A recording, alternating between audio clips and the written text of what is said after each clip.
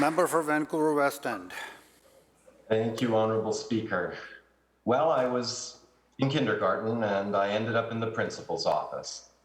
Well, why was I in the principal's office? I said something which I shouldn't have. A kid had told me that I should call another kid gay, and so I did. The teacher, after the kid complained, said, well, gay means happy, gay means joyous, don't worry about it, but you still have to go to the principal's office.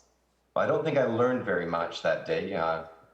My whole life would have changed if we'd actually talked about many of these other issues, but that being said, Honorable Speaker, I want to talk about words we use, words that matter, words that change cultures, words that invite inclusivity, words that exclude.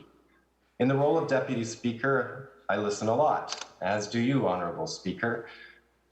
And Honorable Speaker, I speak personally, but some of the language I hear, I consider probably ableist. I've asked friends with disabilities and they agree.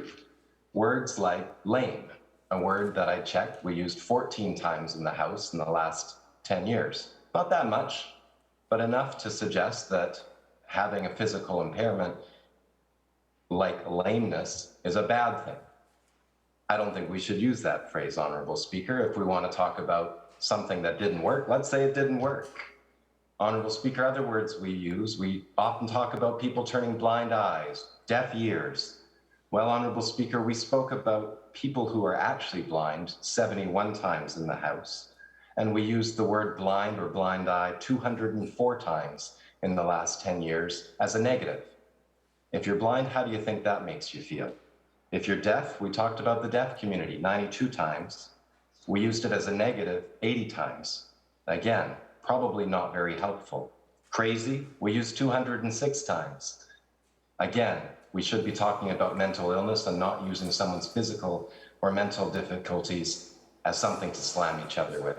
Honorable Speaker, we can do better, and I hope we all work hard to understand our language matters and make sure it's inclusive. Thank you, Honorable Speaker.